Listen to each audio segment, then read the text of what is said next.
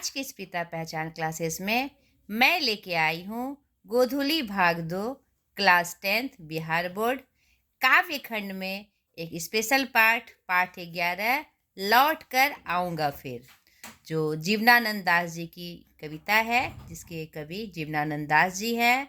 आज के इस क्लास में हम जानेंगे कवि परिचय, कविता परिचय और अंत में प्रश्न अभ्यास। तो चलिए स्टार्ट करते हैं जीवनानंद दास जी के परिचय से। जीवनानंद दास आधुनिक काव्य आंदोलन के बांग्ला साहित्य के सर्वाधिक सम्मानित एवं चर्चित कवि, रविंद्रोत्तर युग के प्रमुख रचनाकार, यानी बांग्ला साहित्य के जो प्रमुख रचनाकार थे रविंद्रनाथ टैगोर, उनके बाद सबसे चर्चित रचनाकारों में इनका नाम आता है। इनका जन्म 17 फरवरी 1899 बेरीसाल बांग्लादेश में हुआ एवं इनकी मृत्यु 22 अक्टूबर 1954 कोलकाता पश्चिम बंगाल में हुआ। इनकी कर्मभूमि भारत है और कर्म क्षेत्र काव्य तथा उपन्यास लेखन। इनकी भाषा अभी मैंने आपको तुरंत बताया बांग्ला है, और यह जो कविता है उनकी प्रयाग शुक्ल द्वारा भाषांतरित है, यानी ये कविता इन्होंने बंगला में लिखी थी और इनका अनुवाद किसने किया है? प्रयाग शुक्ल जी ने किया है।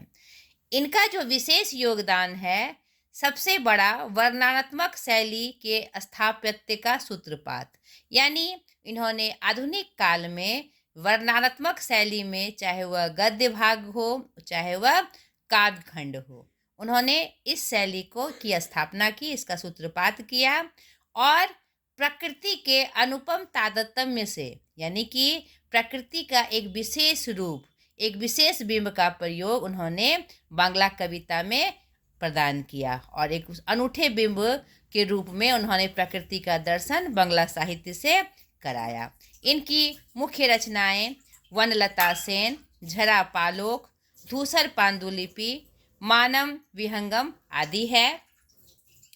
सिर्फ 55 साल की उम्र में जीवनानंद दास का निधन एक मर्मांतक दुर्घटना में हुआ सन 1954 में, जैसा कि अभी मैंने आपको बताया। और तब उनके सिर्फ 6 काव्य संकलन प्रकाशित हुए थे। उनके अन्य काव्य संकलन जो बच गए थे उनके निधन के बाद प्रकाशित हुए। उनके निधन के बाद लगभग 100 कहानियां और 13 उपन्यास का भी प्रकाशन किया गया। इनकी जो रचना है वनलता सेन, जो काव्य ग्रंथ है, वह शीर्षक कविता प्रबुद्ध आलोचकों द्वारा रविंद्रोत्तर युग की श्रेष्ठतम प्रेम कविता की संज्ञा उसे दी गई। वस्तुतः यह कविता बहुआयामी भाव व्यंजना का उत्कृष्ट उदाहरण है। ठीक है। निखिल बंग रविंद्र साहित्य सम्मेलन के द्वारा वनलता सेन को 1952 ईस्वी में श्रेष्ठ काव्य ग्रंथ का पुरस्कार दिया गया और इनकी साहित्यिक रचना के लिए मरणोपरांत 1955 में इन्हें साहित्य का जो प्रमुख सम्मान है साहित्य अकादमी पुरस्कार, यह भी उन्हें प्राप्त हुआ। तो ये इनका परिचय हमने आपको दिया। अब चलिए इनकी कविता के माध्यम से हम देखें कि कविता के माध्यम से यह कौन सा संदेश दे रहे हैं। यह जो इनकी कविता है, जो प्रयाग शुक्ल द्वारा अनुवादित है, यह कविता अत्यंत लोकप्रिय और बहुत चर्चित कविता है। कविता में कवि ने अपने मातृभूमि तथा परिवेश के साथ उत्कट प्रेम को अभिव्यक्त किया है, यानी अपनी जन्मभूमि से जो उनको लगाव था, जो प्रेम था, उसका वर्णन उन्होंने यहाँ बहुत ही सुंदर तरीके से किया है। बंगाल अपने नैसर्गिक सम्मोहन के साथ चुनिंदा चित्रों में सांकेतिक रूप से कविता में दिखाई पड़ता है। कोई भी व्यक्ति हो, उसे अपनी जन्मभूमि से बहुत प्यार होता है। अपनी कर्मभूमि के रूप में वह कहीं भी चले जाए, दुनिया के किसी छोर में चले जाए, किसी कोने में चले जाए, लेकिन अपने जन्मभूमि के प्रति उसका जो प्यार होता है, उसका जो मोह होता है, वह जीवन के अंत तक खत्म नहीं होता। ऐसा ही मोह इस कविता के माध्यम से हम देखेंगे, जो जीवनानंद दास जी ने यहाँ पर वर्णित किया है। ठीक है। इस नश्वर जीवन के बाद भी इसी बंगाल में एक बार फिर से आने की लालसा मातृभूमि के प्रति कवि के प्रेम की एक मोहक रूप को प्रदर्शित करती है। तो चलिए कविता की पंक्ति के माध्यम से इसे हम और स्पष्ट रूप से जानें। लौट कर आऊंगा फिर, यानी अपने मातृभूमि को संबोधित करते हुए कवि स्पष्ट रूप से लिख रहे हैं कि लौट कर आऊंगा फिर। हमने इनके परिचय में देखा कि इनकी कर्मभूमि भारत थी। यहीं पर काव्य लेखन और उपन्यास लेखन का कार्य कर इन्होंने अपनी जीविका अर्जित की। लेकिन बंगाल के प्रति जो प्रेम है इस कविता में दृष्टिगोचर होगा, आपको साफ दिखाई देगा। खेत हैं जहाँ धान के, बहती नदी के किनारे, फिर आऊँगा लौट कर। यहाँ पर अपने जन्मभूमि गांव का वो वर्णन कर रहे हैं। खेत है तो निश्चित रूप से वो गांव का इलाका होगा कि जहाँ खेत हैं धान के, बंगाल में धान की खेती बहुतायत रूप में होती है, और बगल में बहती नदी है के किनारे मैं लौट कर जरूर आऊँगा।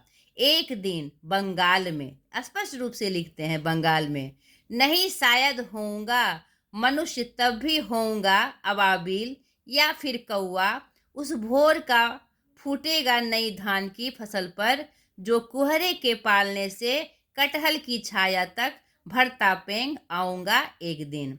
यहाँ पर कवि के मन में यह जिज्ञासा है, यह आशा है कि अगर मुझे मनुष्य जन्म नहीं भी मिलेगा तो भी मेरी यह मतलब आशा है, मेरा यह सपना है कि मैं बंगाल में आऊं, मनुष्य होकर ना आऊं तो अबाबिल पक्षी बनकर आऊं, या फिर कौवा बनकर ही आऊं, जो धान की फसल पर धीरे धीरे कोहरे के पालने से, यानी कोहरा जो छाया रहता है, धुंध जो छाई रहती है इस मौसम में, धान के मौसम में, तो मैं कटहल की छाया तक धीरे धीरे भरता पेंग, यानी धीरे धीरे पैर बढ़ाता हुआ, लेकिन आऊँगा एक दिन जरूर। यानी कि किसी भी स्थिति में वह बंगाल आने की इच्छुक है और मन में तेज ये इच्छा है, कि तीव्र इच्छा है उनकी कि मैं बंगाल में आऊं, अपने जन्मभूमि का दर्शन करूं। आगे देखिए, बनकर शायद हंस मैं किसी किशोरी का, घुंघरू लाल पैरों में तैरता रहूंगा बस दिन दिन भर पानी में। और अगर भगवान मुझे हंस भी बनाए किसी किशोरी का, तो उसके साथ, किशोरी का कहने का यहाँ तात्पर्य है कि हंस झुंड में घूमते हैं, नहीं, अपने जोड़ी के साथ, तो मैं हंस बनकर अब किशोरी का, घुंघरू लाल पैरों में, उसके जो पैर होते हैं लाल लाल होते हैं, जब पानी में तैरते हैं तो दिखाई पड़ता है, तैरता रहूंगा बस दिन दिन भर पानी में, गंध जहाँ होगी ही भरी घास की, और वहाँ रहूंगा जहाँ नदी किनारे भरी घास की गंध होगी। आऊँगा मैं, नदियाँ मैदान बंगाल के बुलाएंगे, मैं आऊँगा। और ये उन्हें दृढ़ विश्वास है कि बंगाल की नदियाँ और मैदान मुझे बुलाएंगे और मैं जरूर आऊँगा। जिसे नदी धोती ही रहती है पानी से, इसी हरे सजल किनारे पर, और मैं वहाँ पर जरूर आऊँगा। उस किनारे में, नदी के किनारे जो किनारे होते हैं, वो उसको जो नदियाँ धोती रहती है, और मैं उस दृश्य को, उस सुंदर दृश्य को आंखों में सजाकर मैं वहाँ जरूर आऊँगा। आगे देखिए, शायद तुम देखोगी शाम की हवा के साथ उड़ते एक उल्लू को, शायद तुम सुनोगे कपास के पेड़ पर उसकी बोली, घासीली जमीन पर फेंकेगा मुट्ठी भर भर चावल, शायद कोई बच्चा उबले हुए। यानी यहाँ पर बंगाल में धान की खेती ज़्यादा होती है, तो बहुतायत लोग भात को, चावल को वहाँ पसंद करते हैं। और बंगाल में गरीबी है तो चाहे वह निम्न वर्ग हो, उच्च वर्ग हो, मध्य वर्ग हो, भात खाना पसंद करते हैं। और ये गांव का वर्णन कर रहे हैं, तो वहाँ पर उनके बचपन में या आज भी वहाँ पर जो निम्न वर्गीय परिवार है, मध्य वर्गीय परिवार है, तो वहाँ भात मुख्य रूप से बनता है। तो उसी क्रम में वह कह रहे हैं कि अगर और कोई जन्म ना मिले, मुझे उल्लू का ही जन्म मिल जाए तो भी मुझे स्वीकार है। और वह संबोधित करते हुए कह रहे हैं कि तुम किसी एक उल्लू को हवा में उड़ते देखोगे और कपास के पेड़ पर उसकी बोली को सुनोगे, और उसी घसीली जमीन पर कोई मुट्ठी भर चावल, पका हुआ चावल भर भर के उबली हुए, यानी पका हुआ चावल भात फेंकेगा। देखोगे रूपसा के गंदले से पानी में नाव लिए जाते एक लड़के को, उड़ते फटे पाल की नाव। या क्या कहते हैं, अगर कोई भी जन्म मिले या मनुष्य के रूप में भी मिले, नाव चलाने का काम ही मिले, चाहे किसी भी प्रकार का काम मिले तो मुझे वह स्वीकार है। और लेकिन मुझे बंगाल की धरती मिले और वही रूप मिले जो मैंने बचपन में गुजारा है, वही सुंदर नदी का रूप, चाहे वह पक्षी के रूप में मिले, मनुष्य के रूप में, किसी भी रूप मिले, किसी भी परिवार के रूप में मिले, मुझे वो मिलेगा। मुझे ये दृढ़ विश्वास है और मैं वहाँ जाना चाहूँगा, चाहे कोई भी रूप मुझे प्राप्त हो। लौटते होंगे रंगीन बादलों के बीच, सारस अंधेरे में होऊंगा मैं उन्हीं के बीच में देखना। या फिर मैं सारस बनकर ही आऊँ, लेकिन मैं बंगाल में ज़रूर आऊँगा और तुम्हें तुम्हें मैं दिखाई पड़ूंगा। यानी यहाँ पर इन सब वाक्यों के माध्यम से जो तीव्र इच्छा है मातृभूमि में फिर से लौट कर आने की, फिर से जन्म लेने की और वहीं पर जीवन बिताने की, यह अपने जन्मभूमि के प्रति अगाध प्रेम को दर्शाता है, जिसका वर्णन जीवनानंद दास जी ने स्पष्ट रूप से किया है। आगे की पंक्तियां देखिए। अच्छा, यहीं पर ये कविता आपकी खत्म होती है, ये अंत है आपकी कविता का। यानी कि किसी भी रूप में एक दिन मैं बंगाल जरूर आऊँगा। यहीं पर आपकी ये कविता समाप्त होती है। बहुत ही सुंदर रूप से वर्णन इन्होंने अपने मातृभूमि के प्रति किया है। अब चलिए प्रश्न अभ्यास की तरफ। प्रश्न अभ्यास के माध्यम से हम देख ले कि कौन सी बातें और कौन सी विषय वस्तु की जानकारी आपको यहाँ प्राप्त होती है। बोध और अभ्यास कविता के साथ। पहला, कवि किस तरह के बंगाल में एक दिन लौटकर आने की बात करता है। यहाँ पर हमने कविता की पंक्तियों के माध्यम से देखा कि कवि किस तरह के बंगाल में आने की बात करता है, जहाँ पर धान के खेत फैले हो, नदियाँ हो, और वह किसी भी रूप में नहीं, किस तरह के बंगाल में आना चाहते हैं, नहीं, जहाँ पर धान के खेत हो, नदियाँ बह रही हो, सुंदर सुंदर हवाएं चल रही हो, मनमोहक दृश्य हो, और उस गांव के रूप में, बंगाल के गांव के रूप में वह लौट कर आने की बात करते हैं। दूसरा, कवि अगले जीवन में क्या क्या बनने की संभावना व्यक्त करता है और क्यों।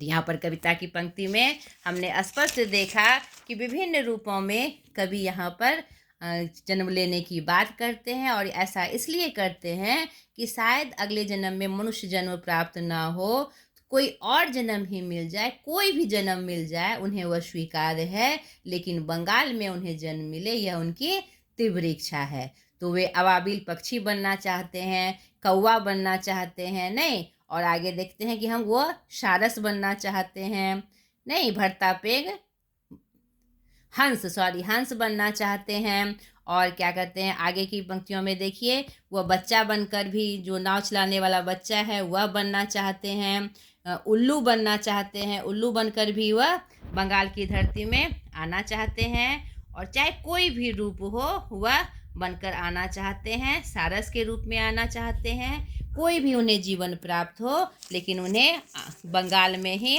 जन्म मिले, उनकी यह तीव्र इच्छा है। नेक्स्ट देखिए, अगले जन्मों में बंगाल में आने की क्या सिर्फ कवि की इच्छा है, स्पष्ट करिए। अगले जन्म में बंगाल में आने की सिर्फ कवि की इच्छा नहीं है, तीव्र इच्छा है, क्योंकि उन्हें अपने जन्मभूमि से इतना प्यार है कि वह सिर्फ इस बंगाल में आने की बात नहीं करते हैं, वह दोबारा उन्हें जन्म मिले तो क्या कहते हैं, वह चाहे कोई भी जन्म मिले, पक्षी का ही क्यों ना मिले, किसी भी जाति में मिले, किसी भी रूप में मिले, वह बंगाल में आने की तीव्र इच्छा व्यक्त करते हैं। और साथ ही साथ बंगाल के जो गांव का प्रदेश है, वहाँ के नदियों में सारस बनकर घूमना चाहते हैं, कौवा बनकर पेंग बढ़ाकर नदियों का, किनारों का मज़ा लेना चाहते हैं, नाव खेलना चाहते हैं, सारस बनकर वहाँ के जो कल्चर है उसमें घुल मिलना चाहते हैं, और बहुत सारी इच्छाएं विभिन्न रूपों में वह पूरा करना चाहते हैं। ठीक है। चौथा, कवि किनके बीच अंधेरे में होने की बात करता है, आशय स्पष्ट करिए। कवि किनके बीच अंधेरे में होने की बात करता है, यहाँ पर हमने पंक्ति में देखा कि वह सारस में जो अंधेरे में होगा उन्हीं के बीच में, बादलों के बीच सारस अंधेरे में होगा उन्हीं के बीच में देखने की बात करते हैं। ठीक है, यहाँ पर अंतिम की पंक्तियों में उन्होंने इसका वर्णन स्पष्ट रूप से किया है। नेक्स्ट देखिए, कविता की चित्रात्मकता पर प्रकाश डालिए। कविता की चित्रात्मकता क्या होती है, पहले ये हम जान लें। यानी कविता पढ़ने पर हमारे मन मस्तिष्क में जो चित्र उभरता है, चाहे किसी भी विषय वस्तु का वर्णन हो, अगर जो जिस कविता में जो बात कही जाती है, वह पढ़ने पर हमारे अगर मानस पटल पर, दिमाग पर अगर कोई चित्र खींचता है, तो वही कविता की चित्रात्मकता होती है। तो यहाँ पर जो जीवनानंद दास जी की कविता है लौट कर आऊँगा फिर में, पूरी कविता पढ़ने पर ऐसा प्रतीत होता है कि बंगाल का पूरा चित्र खींच जाता है। उन्होंने जिसका भी वर्णन किया है, अबाबिल पक्षी के रूप में, धान के खेत के रूप में, नदियों के रूप में, नाव खेते लड़के के रूप में, सारस के रूप में, उल्लू के रूप में, किसी भी रूप में उन्होंने जो कविता में अपनी बातों को कहा है, उसका एक स्पष्ट चित्र हमारे मन मस्तिष्क में खिंच जाता है। तो यह उनके कविता के चित्रात्मकता की एक प्रमुख शैली है, और ये विशेषता है कि वो अपने कविता की पंक्तियों के माध्यम से एक चित्रात्मक रूप हमारे सामने प्रस्तुत करते हैं, जो कि बहुत ही सुंदर रूप में यहाँ पर दिखाई पड़ती है। छठा, कविता में आए बिंबों का सौंदर्य स्पष्ट करिए। तो ये बिंब क्या होते हैं, कविता में बिंब क्या होते हैं, यानी उदाहरण। कविता में विभिन्न उदाहरणों के माध्यम से हम कविता को पूर्ण और आकर्षक बनाते हैं। नहीं, जो बात हम कहना चाहते हैं कविता के माध्यम से, तो जो उदाहरण हम लेते हैं उस कविता में, उस पंक्ति के माध्यम से, शब्द और वाक्य के माध्यम से, उसका प्रयोग किस रूप में सौंदर्य रूप से आया है, वह विशेष स्थान रखता है। यहाँ पर जो कविता आपने देखी, तो वहाँ पर आपने विभिन्न उदाहरणों को देखा। नहीं, क्या क्या बनने की बात उन्होंने कही है, विभिन्न पक्षियों को बनने की बात कही है, धान के खेत का वर्णन उन्होंने अलग रूप से किया है, बहुत सारे बातों का उन्होंने उदाहरण दिया है। वही क्या है, बिंब है। यहाँ पर उन उदाहरणों को उन्होंने बहुत सुंदर तरीके से सजाया है, और कविता में जो उसके भाव हैं, अपने क्या कहते हैं, जन्मभूमि के पद में आने की, फिर से जन्म लेने की बात, वह पूर्ण रूप से सुंदर रूप से स्पष्ट हुई है। यहाँ पर बिंब का जो उनका सौंदर्य है अपने आप में अनूठा है। ठीक है। कविता के शीर्षक की सार्थकता स्पष्ट कीजिए। तो बहुत अच्छा प्रश्न। किसी भी काव्य का या गद्य खंड का सबसे प्रमुख पहलू होता है उसका शीर्षक। शीर्षक पढ़कर ही उस कविता का या कोई भी रचना का भाव हमें स्पष्ट हो जाता है कि उसमें कौन सी बात होगी या किस विषय वस्तु की बात होगी। तो इस कविता में लौट कर आऊँगा फिर में उन्होंने अपने मातृभूमि के प्रति अथाह प्रेम और फिर से वहाँ जन्म लेने की बात कही है। तो यह जो शीर्षक उन्होंने दिया है लौट कर आऊँगा फिर, तो यह उनकी प्रबल इच्छा को शीर्षक के माध्यम से उन्होंने प्रस्तुत किया है। उनकी जो इच्छा है इस शीर्षक से ही स्पष्ट रूप से हमें दिख जाती है। तो यह बिल्कुल अपने आप में सार्थक है और स्पष्ट है। 8वां, कवि अगले जन्म में अपने मनुष्य होने में क्यों संदेह करता है, क्या कारण हो सकता है? क्योंकि कहा जाता है कि अगले जन्म में मनुष्य होने में उसे इसलिए संदेह होता है क्योंकि कहा जाता है कि मनुष्य जन्म बार बार नहीं मिलता है। 84,000 योनियों के बाद हमें मनुष्य जन्म प्राप्त होता है। यही संदेह कवि के मन में हुआ होगा, तो उन्हें मनुष्य जन्म ना भी मिले तो वह चाहे कोई भी जन्म मिले, उस जन्म में ही वो बंगाल आने की कामना करते हैं, अपने जन्मभूमि को फिर से उस स्थान में जीने की कल्पना करते हैं और इच्छा जाहिर करते हैं। ठीक है, इनका यही कारण है। 9वां, व्याख्या करें। तो इस प्रकार का जब प्रश्न आए तो हम पहले पाठ का परिचय देते हैं, फिर उसके लेखक कवि का परिचय देते हैं, उसके बाद मुख्य भाव बताते हुए पंक्ति के साथ उसको जोड़कर बताते हैं, यानी संदर्भित कर कर बताते हैं। तो कौन नंबर है, बनकर शायद हंस मैं किसी किशोरी का, घुंघरू लाल पैरों में तैरता रहूँगा, बस दिन दिन भर पानी में गंध जहाँ होगी ही भरी घास की। प्रस्तुत पंक्ति हमारे पाठ्य पुस्तक गोधूली भाग 2 लौट कर आऊँगा फिर कविता से ली गई है, जिसके कवि जीवनानंद दास जी हैं, जो बंगला साहित्य के एक प्रमुख कवि हैं, और उनके कविता का यहाँ रूपांतरण हुआ है। इस कविता के माध्यम से कवि अपने जन्मभूमि में का जो जन्मभूमि के प्रति जो उनका लगाव है उसका वर्णन किया है, और अगले जन्म में वह फिर क्या कहते हैं, बंगाल में जन्म लेने की बात कहते हैं और वहीं जाने की बात करते हैं, और उनकी यह तीव्र इच्छा है, प्रबल इच्छा है। इस जन्म में नहीं, बार बार जितना बार भी मुझे जन्म मिले मैं बंगाल में ही जन्म लूं। इसी क्रम में यह पंक्ति आई है कि मैं ज़रूर आऊँगा, लौट कर मैं बंगाल ज़रूर जाऊँगा, और चाहे मुझे मनुष्य जन्म न मिले ना मिले, पक्षी का ही जन्म मिले, हंस मिले, अबाबिल मिले, कौवा मिले, सारस मिले, उल्लू मिले, तो किसी भी रूप में मैं बंगाल आऊँगा। इसी क्रम में वह बात कह रहे हैं कि मैं, तुम देखना, मैं बनकर शायद हंस, किसी किशोरी का हंस जोड़े में चलता है, इसलिए पंक्ति आई है। घुंघरू लाल पैरों में, जब वो तैरते हैं तो उसके पैर का रंग नीचे जो होता है वह लाल होता है, तो वो उसमें उन्होंने घुंघरू का बिंब दिया है, उदाहरण दिया है। तैरता रहूँगा बस दिन दिन भर पानी में, मैं हंस बनकर, मुझे नदी के किनारे, नदियों में मैं तैरता रहूँगा, और जहाँ पर हरी घास की गंध जरूर होगी। सुंदर सुंदर घास, नदी किनारे सुंदर सुंदर हरी हरी घास होती है, उसकी गंध हंस पक्षी को भाती है।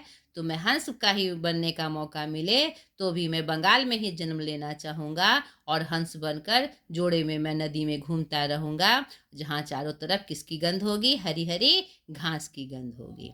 दूसरा, खेत है जहाँ धान के, बहती नदी के किनारे, फिर आऊँगा लौट कर एक दिन बंगाल में। प्रस्तुत पंक्ति हमारी पाठ्य पुस्तक गोधूली भाग 2 के काव्य संग्रह लौट कर आऊँगा फिर कविता से ली गई है, जिसके कवि जीवनानंद दास जी हैं। इस कविता के माध्यम से कवि अपने जन्मभूमि के प्रति अगाध प्रेम और फिर से लौटकर वहाँ आने की बात कहते हैं। चाहे एक जन्म ही नहीं, हर जन्म में किसी भी रूप में वहाँ बंगाल आने की कामना करते हैं।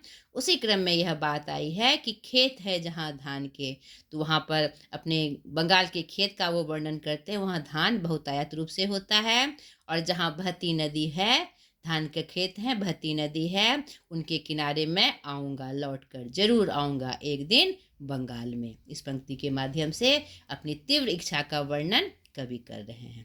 ठीक है। कविता के आसपास कवि की इस कविता में मातृभूमि के प्रति उसका प्रेम दिखाई पड़ता है। ऐसी एक कविता वर्ग 11 की पाठ्य पुस्तक दिगंत भाग 1 में है, मातृभूमि। दोनों कविताओं की तुलना करते हुए एक टिप्पणी लिखिए। तो यहाँ पर आप दिगंत भाग अगर आपको उपलब्ध होता है तो वो पढ़कर, दोनों का मेन पर्पस यही है, अपने मातृभूमि के प्रति प्रेम को दर्शाना। नहीं तो आपको इसकी कविता से बारे में पता चल ही गया, कवि का जो मातृभूमि के प्रति प्रेम और लगाव है, तो अपनी मातृभूमि के प्रति क्या लगन, क्या प्रेम होना चाहिए, उसी का वर्णन आपको टिप्पणी के रूप में करना है। आपने इस दृष्टि से कभी अपनी मातृभूमि को देखा है? अपनी मातृभूमि की सुंदरता पर विचार करते हुए स्पष्ट करें कि आप अगले जन्म में क्या चाहते हैं और क्यों। तो ये अपनी बात, अपनी व्यूज़, अपनी जो बात है, ये आपको स्पष्ट करके लिखनी है, और ज़रूर लिखिएगा, ताकि आपको लगेगा कि मातृभूमि के प्रति आपकी क्या इच्छा है। निम्नांकित शब्दों के भाषा की बात, व्याकरण पोर्शन। निम्नांकित शब्दों के लिंग परिवर्तन करें। लिंग परिवर्तन में आवश्यकता पड़ने पर क्या है, समानार्थी शब्दों के भी प्रयोग करें। नदी, नदी का लिंग क्या होगा, यहाँ पर लिंग परिवर्तन कह रहा है, यानी स्त्रीलिंग है कि पुल्लिंग। नदी का लिंग परिवर्तन, नदी स्त्रीलिंग है कि पुल्लिंग। नदी यहाँ पर प्रश्न को एक वचन बहुवचन में भी आप कर सकते हैं, नहीं, यानी नदी यहाँ क्या, नदी बह रही है, स्त्रीलिंग। ठीक है। कौवा, कौवा यहाँ क्या हो जाएगा, पुल्लिंग। भोर, भा रही है, नहीं, भोर, भोर यहाँ क्या हो जाएगा। यहाँ पर लिंग परिवर्तन करने की बात कर रही है आवश्यकता पड़ने पर, और ये कौन सा लिंग है ये आपको बताना। भोर हो रही है तो स्त्रीलिंग है। नई, नई से स्पष्ट हो रहा है कि क्या हो जाएगा, यह स्त्रीलिंग है। नई का लिंग परिवर्तन क्या हो जाएगा, नया। हंस, नहीं, हंस यहाँ क्या है, पुल्लिंग है, इसका स्त्रीलिंग क्या हो जाएगा, हंसिनी। ठीक है। किशोरी, किशोर यहाँ, किशोरी यहाँ स्त्रीलिंग है, इसका पुल्लिंग क्या हो जाएगा, हर लिंग परिवर्तन करने की बात कर रही है कुछ शब्दों में जिसका होगा, तो किशोर। हवा, हवा बह रही है, क्या है, ये स्त्रीलिंग है। ठीक है, इसका पुल्लिंग नहीं होता। बच्चा, बच्चा यहाँ क्या है, पुल्लिंग है, तो बच्चा का लिंग परिवर्तन हो सकता है, बच्चियाँ। ठीक है। बादल, बादल क्या है, पुल्लिंग है, नहीं बादल घना है, घनी नहीं। यहाँ पुल्लिंग रूप है और बादल का बहुवचन हो सकता है, लिंग परिवर्तन नहीं हो सकता है। सारस, सारस यहाँ क्या है? पुल्लिंग है। तो सारस का सारस्या, इसका स्त्रीलिंग रूप हो सकता है, तो आप परिवर्तन करके बताना है। दूसरा है कविता में विशेषण चुने और उनके लिए स्वतंत्र विशेष पद दे। तो विशेषण और विशेष्य क्या होता है? संज्ञा और सर्वनाम की विशेषता गुण दोष बताने वाले शब्दों को हम क्या कहते हैं? विशेषण कहते हैं। और जिसकी विशेषता बतलाई जाती है उसे विशेष्य कहा जाता है। नहीं तो जैसे कि सुंदर फूल, तो फूल क्या है यहाँ? सुंदर क्या है? यहाँ विशेषण शब्द हुआ क्योंकि वह फूल की विशेषता बतला रहा है। फूल क्या हुआ यहाँ पर? संज्ञा हुआ, ठीक है। और किसकी जिसकी विशेषता बतलाया जाए उसे विशेष्य कहते हैं। तो फूल यहाँ क्या हो गया? विशेष हो गया। तो कविता में आपको विशेषण वाले शब्द बहुत सारे प्राप्त हो जाएंगे और जिसके विशेषता की बतलाने के लिए वो प्रयुक्त हुआ है वह भी आपको मिल जाएंगे। तो आपको छांट कर लिखना है। कविता में प्रयुक्त सर्वनाम चुनें और उनका प्रकार भी बताएं।